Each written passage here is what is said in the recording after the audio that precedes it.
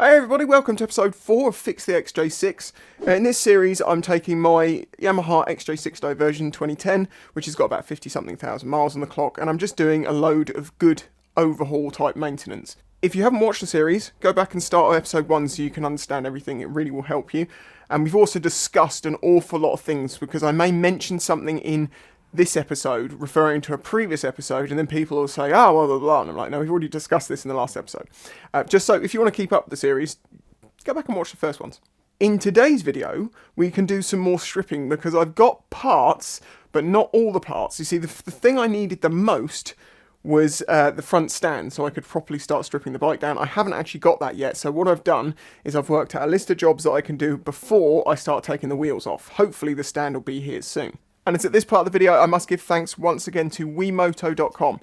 They helped with the DRZ build in the past, supplying me with service parts. WeMoto.com basically sell motorcycle parts, service parts, general bits and pieces, stands, all those sorts of things. A lot of stuff. They hold stock for an unbelievable range of bikes, including having some of the most obscure things you would imagine for a DRZ 400 SM. It's not the most common bike in the UK, and they just seem to have everything. So thank you to them. Also, I must give a thank you to Hell of Hell Brake Lines. I contacted them and say, hey, would you be interested in working with me on this project? Because I've got standard rubber hose brake lines on here. Could you send me out a set of your nice braided ones? The same as what I've got on the DRZ. Well, obviously not the same, I need that model's one. But they were like, yes, no problem. So they're in the post now. So they're also on the sponsor card for the video series. Thank you to Hell. Thank you to WeMoto. Let's just have a quick look in the box of the parts I've got, and I'll explain the jobs I'm going to do from here on. Slinky guide, clutch cable, that should be a nice easy one to do without taking the bike apart too much. Brake pads, that's what we're going to get on with today. I need to find out whether the pots in my current calipers need replacing, because I need to do an overhaul of the brakes. As I say, with the brake lines, we've also got the rebuild kits, but I don't have the piston pots, and I don't know if I'm going to need them or not, so I'm going to check them before I then request those. Spark plugs, nice easy job. I don't know when they were last replaced. You know, it's a good thing to do at 50,000 miles anyway. Cush rubbers for the rear wheel. I know that they're a little bit old, so that's a good thing to replace, but again, that's going to have to wait till we start taking wheels off, as are the valves. Then we've got front sprocket, rear sprocket, and a nice chain. That again was going to have to wait till we take the rear wheel off it. We have our fork seals and dust seals for the front suspension. Again, that we need the stand for before we can start doing that. And we have a LED flasher relay. As you would have seen in a previous episode, I have already detached the calipers from the forks. They're just held in place by zip ties. So if I undo the master cylinder off the bars and detach it along the way down there, in theory I should be able to take the entire braking system off in one piece.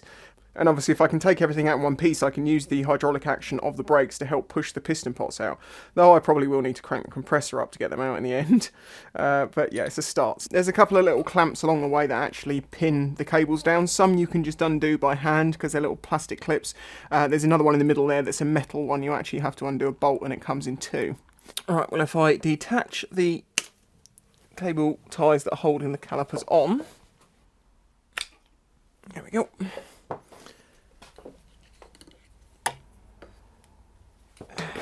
There we go.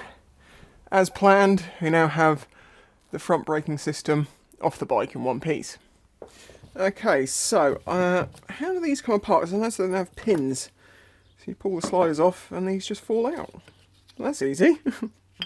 As you can see, these actually did have quite a lot of life left on them. The groove is your wear groove. So basically when these outer edges here line up with that line, they're dead. And you shouldn't use them past that point. These are just old at this point. I don't know how long they've been on here. Right, the pots themselves, this is the thing I need to look at. The sliders are quite sticky, so that's a good thing. I mean, they're completely dry as well. Crusty. So we'll have all that to replace. Now, can we try and get these pistons at least some of the way out? That one wants to come out. That one wants to come out. So pin those.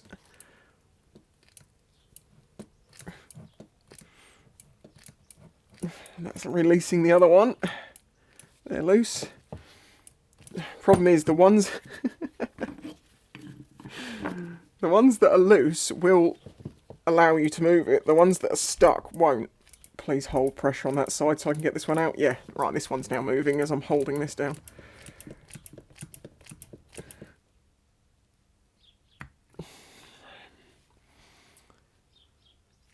I actually haven't got any... Oh, hang on.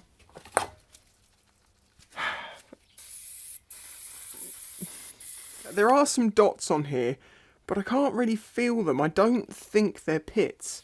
I think I'm going to need to clean these up better to find out. I should have loosened off these bolts before I removed it from the bike. I have realised that. Hopefully these won't be too much of a pain to undo.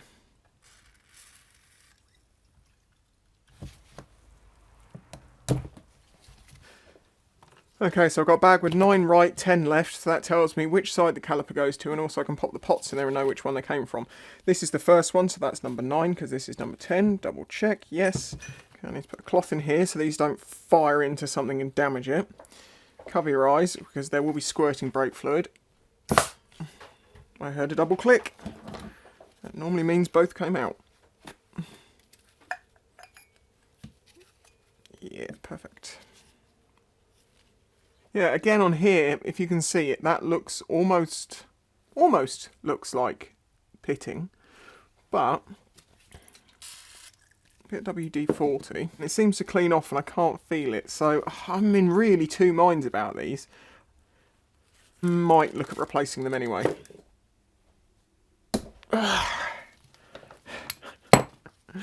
Always loosen them before you take them off the bike, this is why.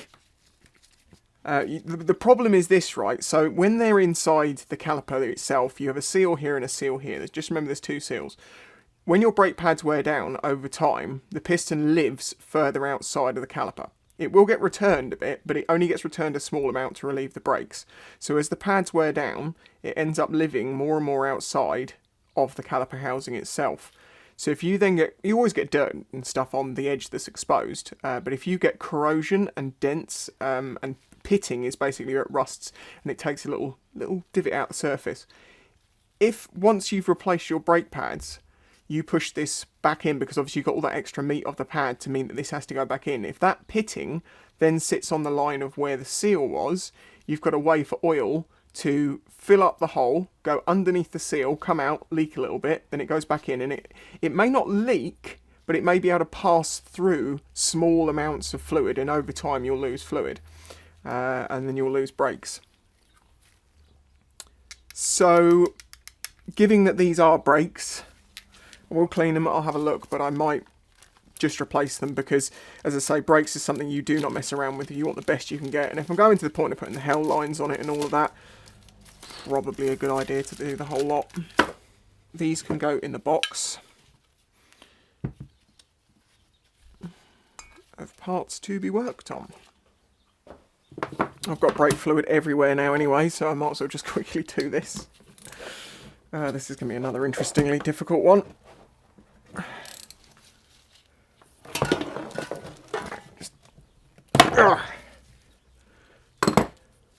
I'll talk more about the advantages of having braided lines when it comes to installing those. But yeah, basically, if you don't have them, it's always better to have them. Oh, talking about the master cylinder, you might think, why aren't you rebuilding the master cylinder? I don't actually think this needs doing, and I'm doing everything else, but I actually don't think that needs doing, because my brake's been working perfectly. But then again, yeah, I'll have a look. Oh, and a little side note, these Lextech levers that I put on this bike in the first place, I absolutely love these levers. These are really nice. Nicely made, work great, very solid. They've been doing great this whole time. The adjuster system on them still works perfectly. There's no problems there. Good levers. I know some of the, like, you know, the cheap Chinese ones aren't. These seem to be pretty good. Or at least for this model. Here's a great example of why if you get brake fluid on a painted surface, get it off immediately. It's actually taken the paint off the desk. Ignore the dust, I'm working in this. These are my normal hoodies you may be aware of. Well, we have a new line of merch, a new t-shirt design.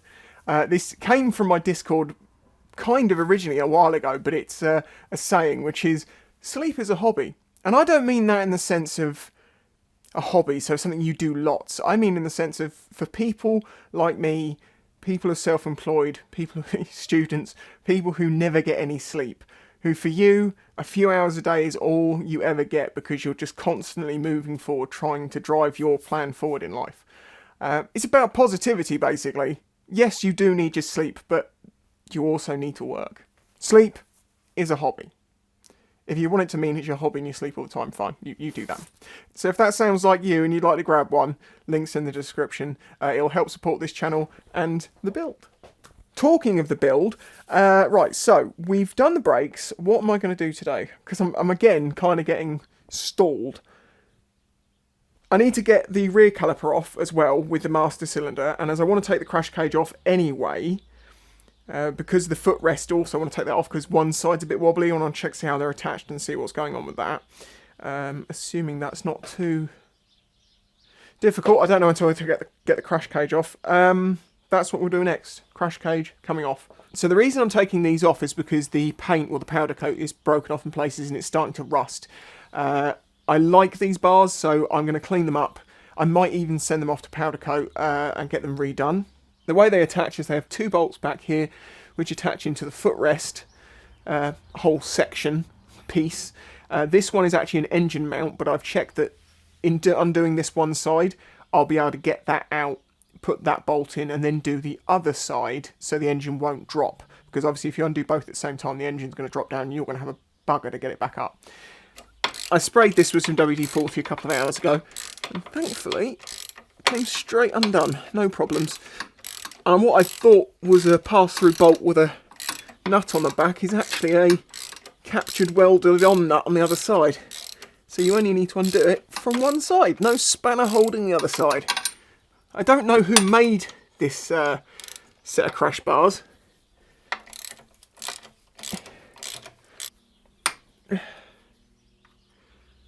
So this is where we have to undo the big Mama Jamma bolt, which is the engine. Now, oh.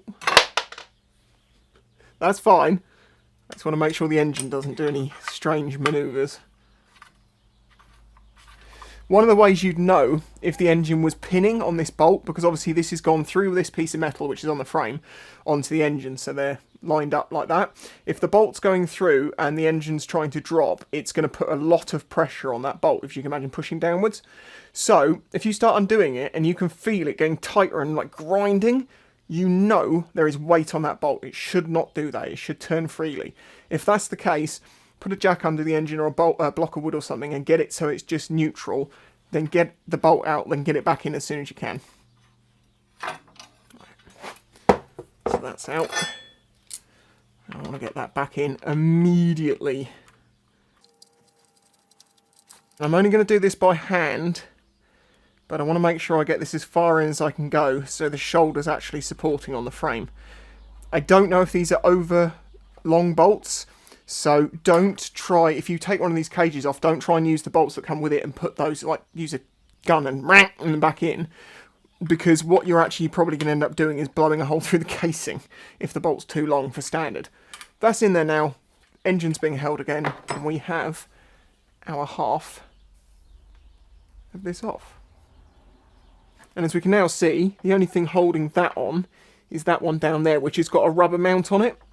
And I reckon they're probably worn, those rubber mounts, because I have noticed that one of these moves more than I'd like it to. And I thought for a while the back end of the bike was doing something weird, but then I realised in certain corners I lean a lot of my weight on one of the pegs and it sort of pulls out, and that makes me feel like something's not quite right with the bike. Right, first thing, take the reservoir off. So that's no longer connected. Put the bolt back in the hole. Okay, so we've undone that. Then we've got this one cable going up here, which is the brake switch. Now hopefully that's going to be on a multi-connector and we can just pop the tank up. As you can see, a nice feature about this bike is it's a hinged tank, so you just need like a piece of wood to prop it up. If we wiggle that, we can find out where it goes. There is indeed a multi-connector. I've unplugged. Check the way that's routed.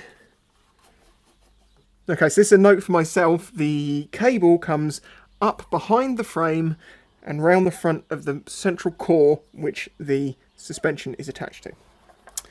By pulling that out, in theory, when I undo that, it all lift off in one go, other than the brake, obviously. Right, so remove the little cap, and it's nice to see that that cap's full of copper grease, so we shouldn't have any problems getting this pin out. Fingers crossed. Oh.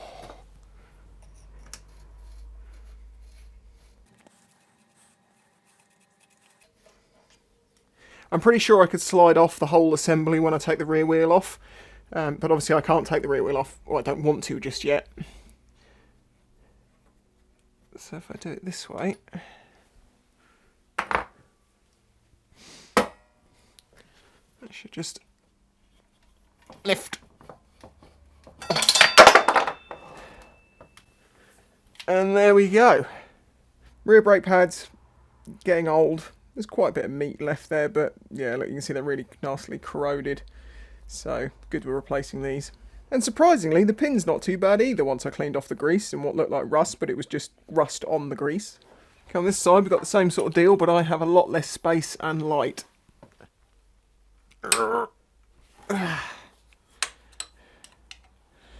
See, I've just undone that with an Allen.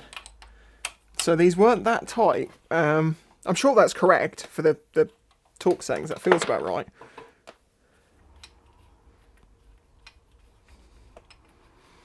Okay. I don't know how well you're seeing this. Admittedly, 2 of the bolts are out, but this last one with the rubber in it, the rubbers have gone, and that's why these, I think, are moving around quite as much as they are. I want to take this off, which means taking the linkage off for the gears, which is actually easy enough. I'm going to undo it on the top here, but I'm going to mark where it was so I can get it back in the same place. Gotcha!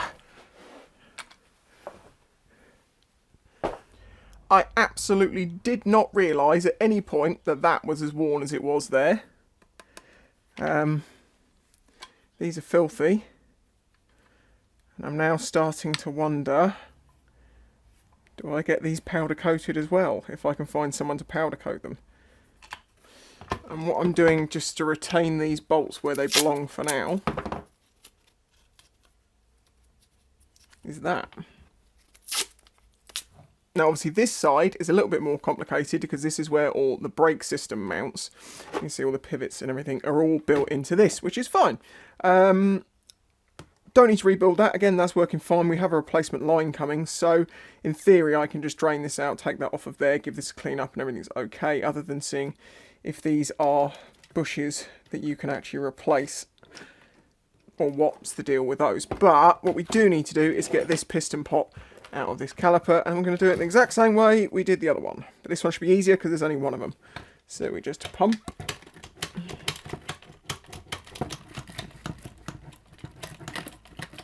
There we go. Ah, release the shmoo! The rear hoses have now pretty much drained, and obviously I need to keep these out because I need these brackets off of it, but I'm going to leave them on because that gives me reference as to where they came from.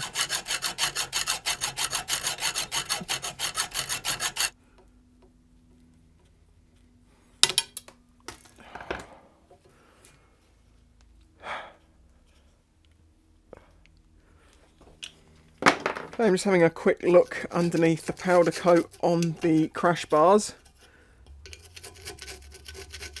And yeah, it's